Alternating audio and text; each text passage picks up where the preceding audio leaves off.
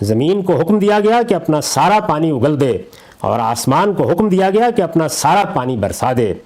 پھر جو نشان مقرر کر دیا گیا تھا، پانی اس پر جا کر ٹھہر گیا اور پوری قوم اس میں غرق ہو گئی، یہاں تک کہ نوح علیہ السلام کا بیٹا کنعان بھی اپنی ہٹ درمی کے باعث اس کی نظر ہو گیا۔ یہ کوئی عالمی سیلاب نہیں تھا۔ یہ الگ بات ہے کہ اس وقت دنیا ہی اس علاقے میں سمٹی ہوئی تھی، یعنی بہت دور دور تک نہیں تھی، لیکن یہ تصور جو قائم کر لیا جاتا ہے اور پھر اس کے لیے سائنسی تحقیق کرنے کی کوشش کی جاتی ہے کہ پورے کرۂ ارض پر کوئی سیلاب آ گیا تھا، یہ اسی قوم کے لیے آیا تھا۔ اس قوم ہی کو سزا دینا پیش نظر تھا کہ وہ 950 سال تک اپنی قوم میں رہے اور پوری درد مندی کے ساتھ اسے متبع کرتے رہے، ایک لمبی مدت۔ بائبل سے اشارہ ملتا ہے کہ یہ اس دور کی بات ہے جب لوگوں کی عام طور پر عمریں بھی ایسی ہی تھیں۔ اس سورہ میں انفس و آفاق کے دلائل کی طرف توجہ دلانے کے بعد تاریخ سے استدلال کیا جا رہا ہے۔ میں یہ عرض کر چکا ہوں کہ یہ قرآن کا عام طریقہ ہے، مختلف صورتوں میں ہم یہی ترتیب دیکھتے ہیں۔ تاریخ سے استدلال یعنی اس تاریخ سے جس کو ایام اللہ کہا جاتا ہے، جس میں اللہ تعالیٰ نے اپنے رسولوں کے ذریعے سے اتمام حجت کے بعد قوموں کا محاسبہ کیا۔ قرآن مجید اپنی ذات میں ایک رسول کی سرگزشت انذار ہے، یعنی اللہ کے آخری پیغمبر، اللہ کے آخری رسول کی حیثیت سے محمد الرسول اللہ صلی اللہ علیہ وسلم اس دنیا میں آئے تو وہی جزا و سزا برپا ہوئی جو اس سے پہلے رسولوں کے آنے پر برپا ہوتی رہی ہے۔ قریش جو رسول اللہ صلی اللہ علیہ وسلم کے مخاطبین ہیں، ان کو دلائل کے ساتھ توحید بتائی جا رہی ہے، آخرت پر متنبع کیا جا رہا ہے، اور پھر وہ تاریخ سنائی جا رہی ہے جس سے وہ واقف ہیں۔ وہ جانتے ہیں کہ یہ سب اسی سرزمین میں جس میں وہ رہتے ہیں یا اس کے گرد و پیش میں ہوا ہے۔ تو اس میں سب سے پہلے نوح علیہ السلام کا واقعہ بیان کیا ہے، اور اس میں یہ بتایا ہے کہ نوح کو اس کی قوم کی طرف رسول بنا کر بھیجا گیا، تو انہوں نے وہی دعوت دی جو آگے آپ دیکھیں گے کہ ہر رسول دیتا ہے۔ وہ دعوت کیا ہے؟ میری قوم کے لوگوں، اللہ کی بندگی کرو، اس کے سوا تمہارا کوئی معبود نہیں، یا قوم اعبدوا اللہ ما لکم من الہ غیرہ۔ یہ جو دعوت ہے، توحید کی دعوت، یہی در حقیقت پیغمبروں کی بعثت کا سب سے بڑا باعث بنی ہے۔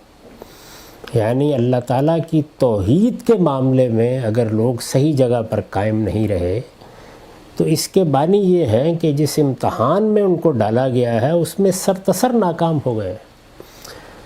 اتنی بات کہ ہمارا ایک پروردگار ہے، وہی ہمارا خالق ہے، وہی بادشاہ ہے، اسی کو ہمیں معبود ماننا ہے، اتنی بات تو ایک بدیہی حقیقت تھی، بلکہ ابدع البدیہات تھی۔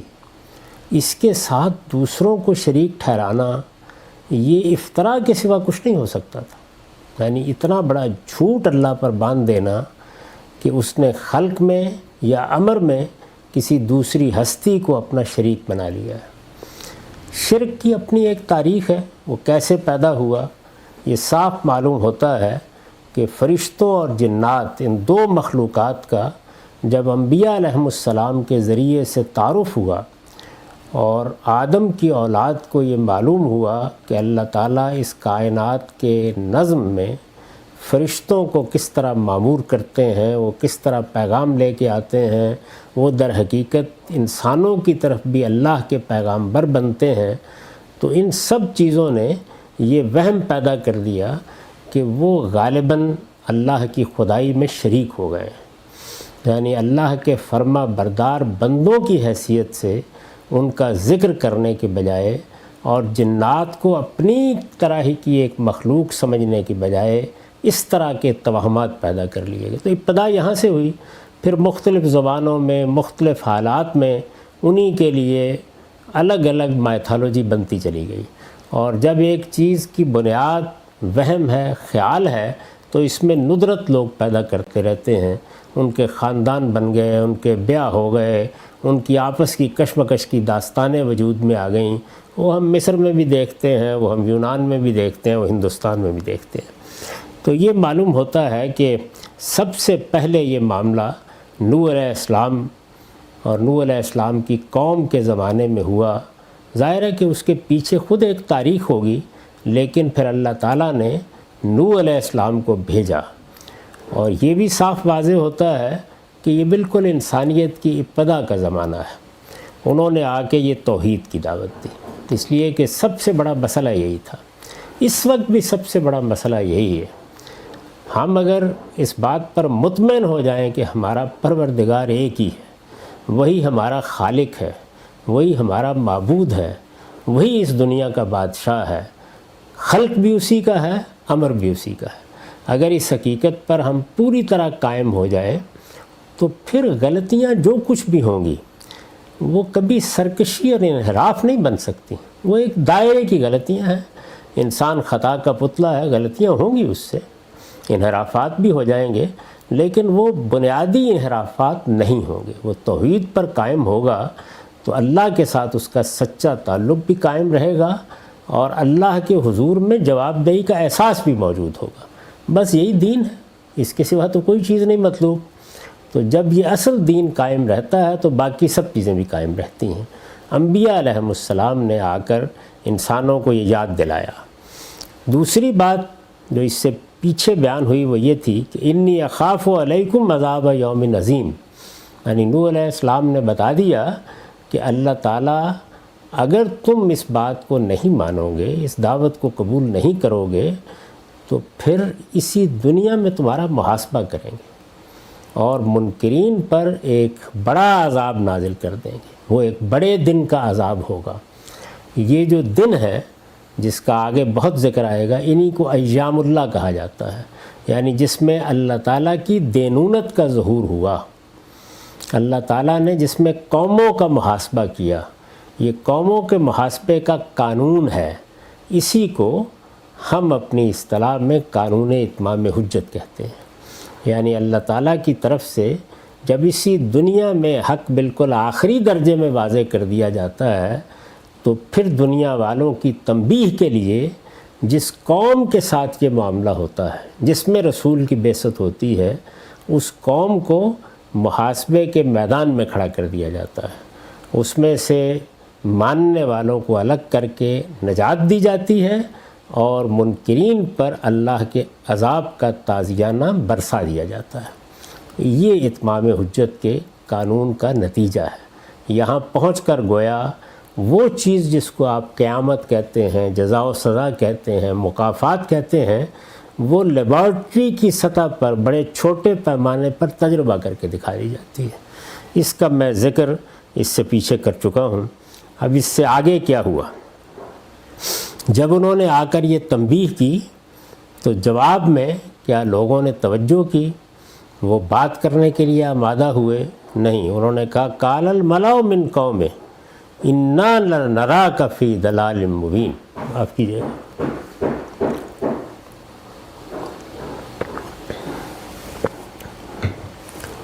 اس کی قوم کے بڑوں نے جواب دیا، وہی آگے ہوتے ہیں زعماء، لیڈر، سردار۔ اس کی قوم نے، بڑوں نے جواب دیا، ہم تو تمہیں سری گمراہی میں دیکھ رہے ہیں، سری گمراہی میں دیکھ رہے ہیں۔ اب ظاہر ہے کہ جب آپ یہ کہیں گے کہ انا لنراک فی ضلال مبین، تو یہ جملہ بتا رہا ہے کہ آپ بڑے اعتماد کے مقام پر کھڑے ہیں، یعنی آپ کے نزدیک جو کچھ حق ہے وہ ہے جس پر آپ ہیں۔ اندازہ کیجئے کہ سامنے کون ہے؟ اللہ کا پیغمبر۔ کیا لے کے آیا ہے؟ اللہ کی ہدایت۔ کس چیز کی دعوت دے رہا ہے؟ توحید کی دعوت۔ اتنی بڑی چیز اس پس منظر میں پیش کی جا رہی ہے، لیکن جواب یہ ملا ہے کہ ہم تو تمہیں سری گمراہی میں دیکھ رہے ہیں۔ یہ اعتماد کس چیز سے پیدا ہوتا ہے؟ ایک لفظ میں اس کا جواب یہ ہے، روایت پرستی سے۔ یعنی اکابر ہیں، بڑے ہیں، صدیوں کی داستان ہے۔ ظاہر ہے ہر قوم کے اندر جس طریقے سے اپنی تاریخ کے ساتھ ایک عصبیت پیدا ہوتی ہے، اسی طرح اپنے آباء و اجداد کے ساتھ، اپنے بڑوں کے ساتھ بھی عصبیت وابستہ ہو جاتی ہے۔ یہ عصبیت اپنی ذات میں کوئی بری چیز نہیں ہے۔ جس طرح انسان اپنے ماں باپ سے محبت کرتا ہے، اپنے اعزاء سے محبت کرتا ہے اور ان کی کسی تکلیف پر تڑپ اٹھتا ہے، تو ہم اس کے ساتھ یہ بحث نہیں کرتے کہ تم کیسے انسان ہو کہ ماں کی تکلیف پر یا باپ کی تکلیف پر یا بچے کی تکلیف پر تم تڑپ اٹھے، اٹھ کے ہسپتال چلے گئے، کام چھوڑ دیا، لیکن باقی انسانوں کی خبریں ملتی رہتی ہیں تو افسوس کے دو جملے کہہ کر آگے بڑھ جاتے ہو۔ اس لیے کہ یہ انسان کی فطرت ہے، یعنی وہ قریبی تعلقات کے ساتھ ایک جذباتی وابستگی محسوس کرتا ہے۔ اس بنا پر اگر وہ اپنے آباء و اجداد کے ساتھ بھی محبت کرتا ہے یا ان کے ساتھ ایک عصبیت کا تعلق رکھتا ہے، اس میں کچھ حرج نہیں۔ حرج اس وقت واقع ہوتا ہے جب یہ حق و باطل کا معیار بن جائے۔ بحث تو اس پر ہونی چاہیے تھی کہ توحید صحیح ہے یا شرک۔ توحید کا جہاں تک تعلق ہے، اس کے لیے تو استدلال انسان کی فطرت میں پیوست ہے، یعنی وہ اپنے مخلوق ہونے کے احساس سے جیسے ہی دوچار ہوتا ہے اور ہر حال میں دوچار ہوتا ہے، تو عقل جس کو پیدا ہی استنباط کے لیے کیا گیا ہے، آپ سے آپ ایک خالق کی طرف انگلی اٹھا دیتی ہے۔ تو اس میں تو کوئی بحث نہیں، لیکن شرک کے لیے بہرحال استدلال چاہیے۔ یہ استدلال کیا ہو سکتا ہے؟ یہی کہ خود خدا بتائے کہ میں نے فلاں کو خلق میں شریک کر لیا، فلاں کو میں نے امر میں شریک کر لیا۔ اس کے لیے اس کے سوا کوئی استدلال پیش ہی نہیں کیا جا سکتا، کوئی دلیل ہو نہیں سکتی۔ تو اس وجہ سے شرک کو قرآن مجید افتراء علی اللہ کہتا ہے، یعنی یہ اللہ پر سری جھوٹ باندھ دینا ہے۔ اس سری جھوٹ پر لوگ کھڑے ہیں، سری جھوٹ پر، اور ان کے آباء و اجداد اس کو ایک روایت بنا چکے ہیں۔ روایت کی یہ پرستش ہے کہ جس کی بنیاد پر وہ یہ کہتے ہیں کہ ہم نہیں، ہم تو تمہیں سری گمراہی میں دیکھ رہے ہیں۔ اس پر میں نے لکھا ہے، اس لیے کہ تم اس راستے سے منحرف ہو گئے ہو جس پر ہمارے باپ دادا ہمیشہ سے چلتے آئے، اس راستے کو چھوڑ چکے ہو، تم ان کے دین کی تحقیر کر رہے ہو۔ آپ غور کریں تو ہمیشہ یہ استدلال ہوتا ہے، یعنی ان سے بہتر تم دین سمجھتے ہو، ان سے تم آگے بڑھ گئے ہو، تم ان سے زیادہ پرہیزگار ہو، تمہارے پاس ان سے زیادہ علم ہے، یہی استدلال۔ تم ان کے دین کی تحقیر کر رہے ہو، اور مزید یہ کہ ہمیں عذاب کی دھمکیاں بھی سنا رہے ہو۔ یہ سری گمراہی ہے جس میں تم مبتلا ہو گئے ہو۔ تو یہ قوم نے جواب دیا، قال یا قوم لیس بی ضلالہ ولکنی رسول من رب العالمین۔ اس نے کہا، میری قوم کے لوگوں، میں کسی گمراہی میں نہیں ہوں، بلکہ رب العالمین کا رسول ہوں۔ یہ بات انسانوں کو چونکا دینے والی ہونی چاہیے۔ اچھا، اللہ تعالیٰ کی طرف سے، جہانوں کے پروردگار کی طرف سے کوئی رسول آ گیا ہے، کوئی پیغمبر آ گیا ہے، تو سنجیدگی کے ساتھ دیکھا جائے یہ واقعی اللہ کے رسول ہے۔ سنجیدہ مباحثہ، سنجیدگی سے بات سمجھنے کی کوشش، اس کے لیے اللہ تعالیٰ کے یہاں مہلت ہی مہلت ہوتی، یعنی اگر 1000 سال بھی وہ پوچھتے رہتے تو اللہ مہلت دیتا، اور دی اس نے۔ انہوں نے کہا، بلکہ رب العالمین کا رسول ہوں، تمہیں اپنے پروردگار کے پیغامات پہنچا رہا ہوں۔ بلغکم رسالات ربی وانصح لکم وعالم من اللہ ما لا تعلمون۔ کس ایجاز کے ساتھ پیغمبر کا تعارف کرایا ہے۔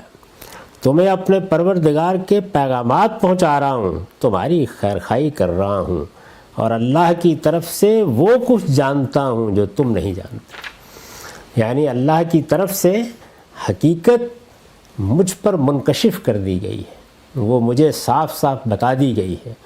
تم جس حقیقت کی تلاش کرتے تو سوائے توہمات کے اور تخیلات کے تمہارے پاس کوئی بنائے استدلال نہ ہوتی۔ میں اس حقیقت کا پردہ تمہارے سامنے اٹھانے کے لیے آ گیا ہوں۔ یہ اتنی بڑی بات تھی کہ لوگوں کو اپنے سب کام چھوڑ کر اس کی طرف متوجہ ہونا چاہیے تھا، لیکن ایسا نہیں ہوتا۔ تو انہوں نے کہا، ابلغکم رسالات ربی وانصح لکم، میں رب العالمین کا رسول ہوں، تمہیں اپنے پروردگار کے پیغامات پہنچا رہا ہوں، تمہاری خیرخواہی کر رہا ہوں۔ یعنی میرے پیش نظر کوئی اپنی توکان چمکانا نہیں ہے، میں کسی تفوق کی برتری کی نفسیات میں مبتلا نہیں ہوں، مجھے تم سے کچھ لینا نہیں ہے، میں تو تمہارا ایک خیر خواہ ہوں۔ اللہ نے مجھے تم کو خبردار کرنے کے لیے بھیجا ہے، میں اسی خیر خواہی کے جذبے کے ساتھ یہ بات تمہیں کہہ رہا ہوں، اور یہ ذہن میں رکھو کہ اللہ کی طرف سے میں وہ کچھ جانتا ہوں جو تم نہیں جانتے۔ یہ ایک بڑی بات ہے، یعنی اللہ تعالیٰ نے مجھے وہ علم دے دیا ہے جس علم کی تمہیں ضرورت تھی، لیکن تمہارے پاس اس علم تک پہنچنے کے کوئی ذرائع نہیں تھے، وہ میں تمہارے پاس لے کے آیا ہوں۔ اَوَعَجِبْتُمْ أَنْ جَاءَكُمْ ذِكْرٌ مِّن رَّبِّكُمْ عَلَىٰ رَجُلٍ مِّنكُمْ لِيُنذِرَكُمْ وَلِتَتَّقُوا وَلَعَلَّكُمْ تُرْحَمُونَ۔ کیا اس بات پر تعجب کر رہے ہو کہ تمہارے پاس خود تمہارے اندر کے ایک شخص کے ذریعے سے تمہارے پروردگار کی یاد دہانی آئی؟ اصل مسئلہ یہ ہے، یعنی لوگوں کو یہ تعجب ہوتا ہے۔ ماضی کی داستان سنا دیں، ماضی کے سب چھوٹے بڑے ہو چکے ہوتے ہیں، اور ماضی میں جو کچھ تاریخ کے پردے میں ہوتا ہے وہ وقت کی گرد کے نیچے چھپ چکا ہوتا ہے۔ تو اس لیے ماضی کا قصہ، ماضی کی داستان، ماضی کے معجزے، ماضی کی کرامتیں، ماضی میں انسانی شخصیتوں کو دیوتا بنا کے پیش کرنا یہ آسان ہوتا ہے۔ ہمارے ہی اندر کا ایک آدمی چلتے دیکھتے ہیں، پھرتے دیکھتے ہیں، قرآن مجید میں تصویر کھینچی ہے نا، یہ کیسے پیغمبر ہیں بازاروں میں چل پھر رہے ہیں۔ تو ایک آدمی ہوتا ہے، ویسا ہی انسان جس وقت وہ ماضی کا حصہ بن جاتا ہے تو اس کے بارے میں آپ وہم و خیال کی کوئی بھی دنیا آباد کر سکتے ہیں۔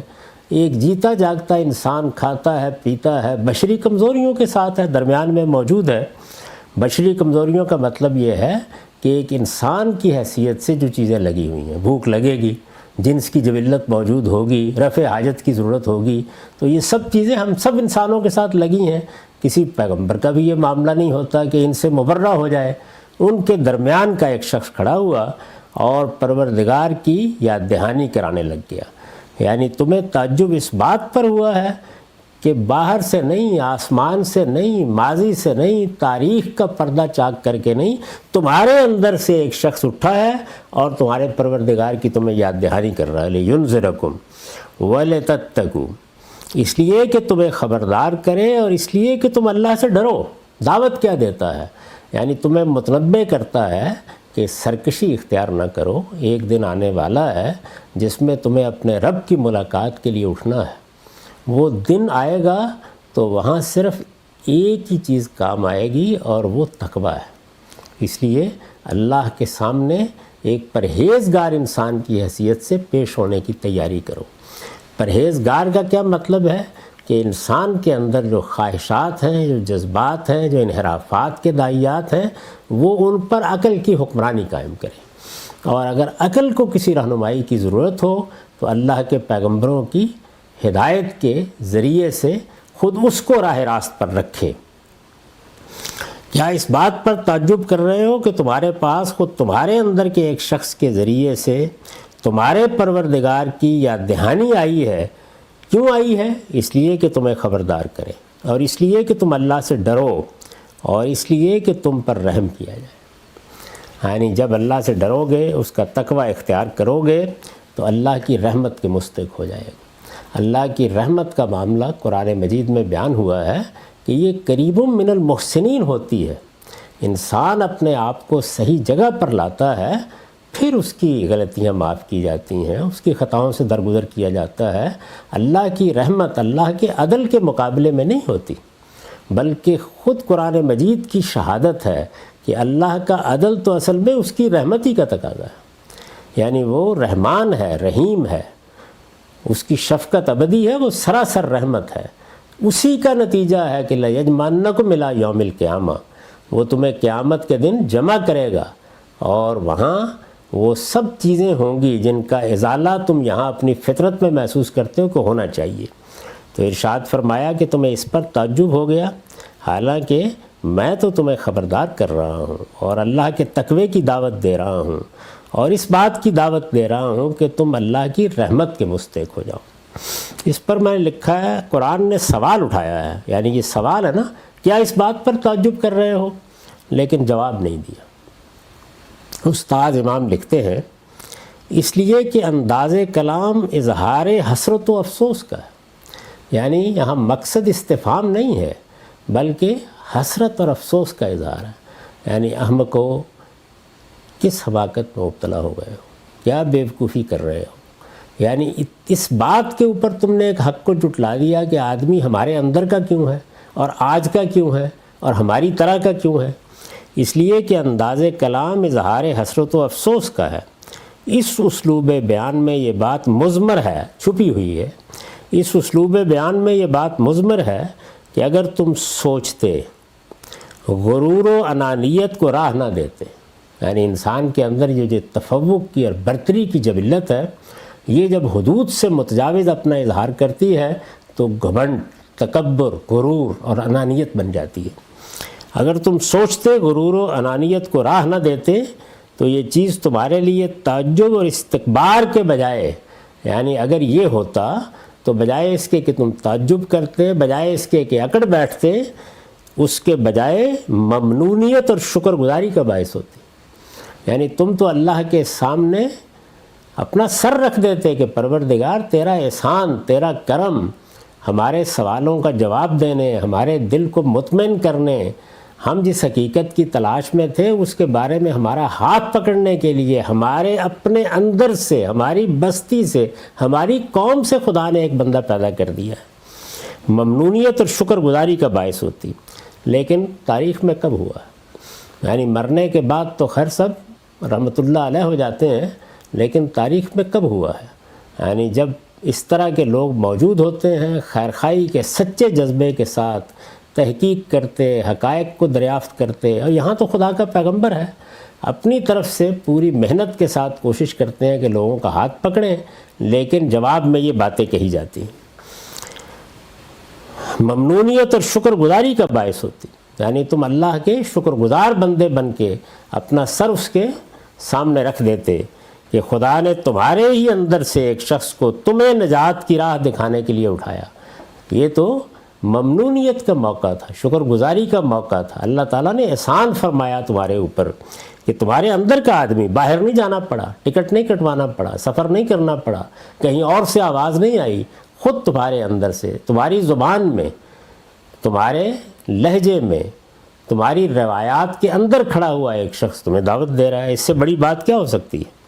میں تمہارے لیے کوئی اجنبی شخص نہیں، میرا ماضی و حاضر اور میرا اخلاق و کردار سب تمہاری آنکھوں کے سامنے ہے، یعنی یہی کہے گا نا پیغمبر کہ مجھے دیکھ لو، میں کوئی ایسا شخص تو نہیں کہ باہر سے آیا ہوں، تحقیق کرنے کی ضرورت ہے، تمہارے اندر پیدا ہوا، پلا بڑا، پروان چڑھا، مختلف مراحل سے گزرا، میری زندگی کی پوری تاریخ تمہارے سامنے ہے، میں کوئی اجنبی شخص نہیں، میرا ماضی و حاضر اور میرا اخلاق و کردار سب تمہاری آنکھوں کے سامنے ہے، میری زبان تمہاری زبان اور میرا دل تمہاری اپنی فطرت کا ترجمان ہے۔ یہ جو جملہ ہے اصل میں غور کر کے دیکھیے، اور آدمی نے تعصب کی پٹیاں آنکھوں پر نہ باندھی ہوئی ہوں تو انسانی فطرت میں وہ سارے داعیات اور محرکات موجود ہوتے ہیں جن کو کوئی دعوت ایڈریس کرتی ہے، یعنی خدا کا کوئی بندہ، کوئی اعلیٰ درجے کا عالم، کوئی محقق، کوئی مصلح، جو فرقہ بندیوں سے اور لوگوں کے تعصبات سے بالا تر ہو کر حق کی راہ دکھاتا ہے۔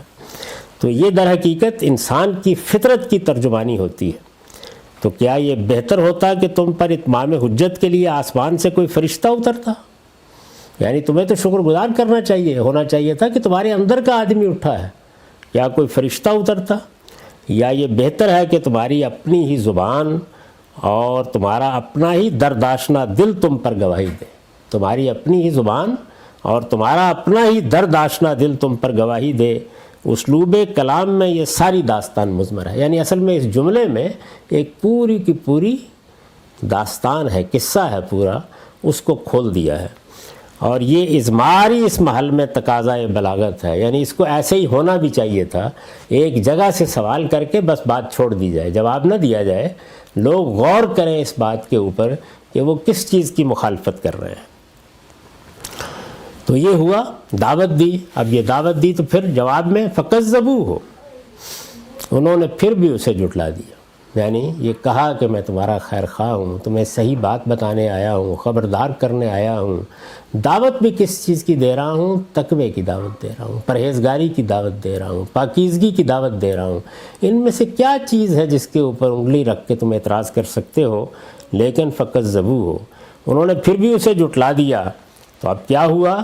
فَأَنْجَيْنَاهُ وَالَّذِينَ مَعَهُ فِي الْفُلْكِ وَأَغْرَقْنَا الَّذِينَ كَذَّبُوا بِآيَاتِنَا إِنَّهُمْ كَانُوا قَوْمًا عَمِينَ۔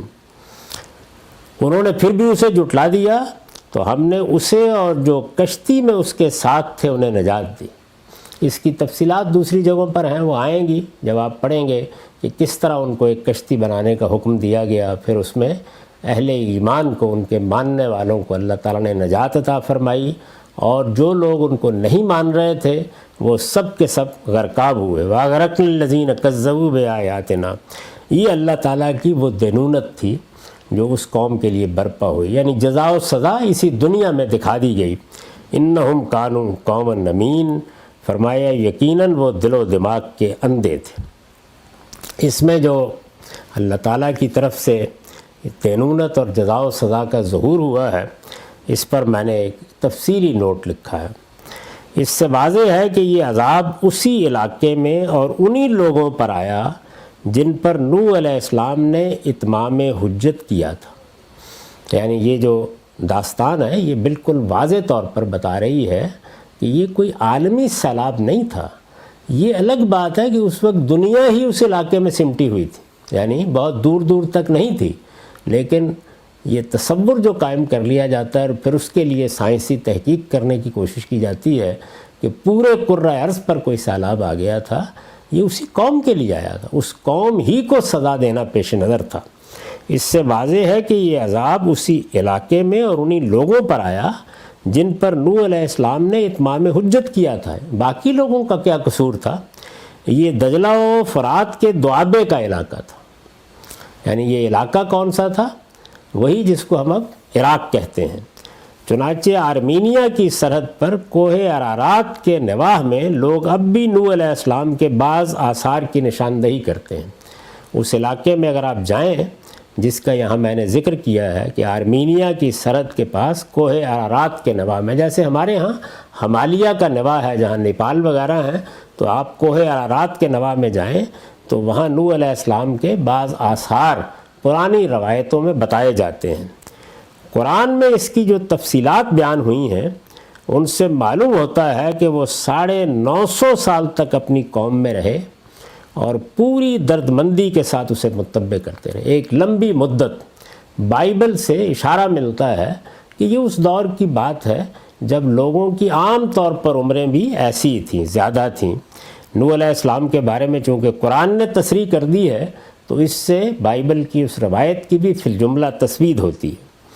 ان سے معلوم ہوتا ہے کہ وہ 950 سال تک اپنی قوم میں رہے اور پوری درد مندی کے ساتھ اسے متبع کرتے رہے، لیکن اس طویل جد و جہد کے بعد بھی جب قوم نے ان کی تکذیب کر دی، جھٹلا دیا انہیں، اور اپنے رویے کی اصلاح پر آمادہ نہیں ہوئی تو اللہ تعالیٰ نے حکم دیا کہ ایک کشتی بنائی جائے۔ یہ قوم کے لیے گویا الٹیمیٹم تھا۔ آخر میں اللہ تعالیٰ مہلت دیتے ہیں، جیسے رسول اللہ کی قوم کو 4 مہینے دیے گئے، تو کشتی کتنی دیر میں بنے گی یہ مدت مقرر ہو گئی۔ یہ قوم کے لیے گویا الٹیمیٹم تھا کہ کشتی کی تکمیل کے ساتھ ہی اس کا پیمانہ عمر بھی لبریز ہو جائے گا۔ جتنی دیر میں ایک بڑی کشتی بنے گی بس اس کے بعد فیصلہ ہو جائے گا۔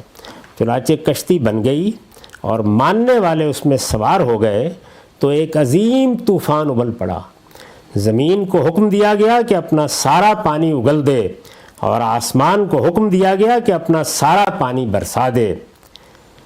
پھر جو نشان مقرر کر دیا گیا تھا اللہ تعالیٰ کی طرف سے کہ پانی کو کہاں تک جانا ہے، پھر جو نشان مقرر کر دیا گیا تھا پانی اس پر جا کر ٹھہر گیا اور پوری قوم اس میں غرق ہو گئی، یہاں تک کہ نوح علیہ السلام کا بیٹا کنعان بھی اپنی ہٹ درمی کے باعث اس کی نظر ہو گیا۔ یہ ایک عبرت انگیز منظر تھا۔ طوفانی ہوائیں چل رہی تھیں، موسلا دھار بارش ہو رہی تھی، پہاڑوں کی طرح موجیں اٹھ رہی تھیں۔ نوح کی کشتی ان کے تھپیڑوں سے نبرد آزما تھی کہ اتنے میں باپ نے دیکھا کہ سامنے بیٹا حیران و ششدر کھڑا ہے۔ اس کو دیکھ کر شفقت پدری نے جوش مارا، پکار اٹھے کہ جانے پدر اب بھی موقع ہے، ان منکروں کو چھوڑ کر کشتی میں سوار ہو جاؤ۔ لیکن اس ہولناک منظر کو دیکھ کر بھی اس کی ضد میں کچھ فرق نہیں آیا۔ اس نے کہا میں کسی پہاڑ کی پناہ لے لوں گا۔ نوح علیہ السلام نے کہا یہ پانی نہیں، قہر الہی ہے، اس سے خدا کے سوا آج کوئی بچانے والا نہیں ہو سکتا۔ یہ گفتگو ہو رہی تھی کہ اچانک ایک موج اٹھی اور بیٹے کو بہا لے گئی۔ یہ اس عذاب کی داستان ہے۔ وہ قرآن مجید نے مختلف جگہوں پر اسے جیسے بیان کیا ہے، یہاں میں نے اس کا خلاصہ کر دیا ہے، اس لیے کہ قرآن میں یہ پہلی جگہ ہے جہاں اس دینونت کا ذکر ہو رہا ہے۔ اس روشنی میں اس قانون کو سمجھا جا سکتا ہے جس کی مثالیں اب پے در پے آگے آئیں گی کہ جب اللہ کی طرف سے حجت تمام ہو گئی، رسول نے حق کو واضح کر دیا، تو پھر اس طرح سے اہل ایمان کو کشتی میں سوار کر کے الگ کر لیا جائے گا اور اس طرح قومیں غرقاب ہوں گی۔ اقول قولی ھذا واستغفر اللہ لی ولکم ولسائر المسلمین۔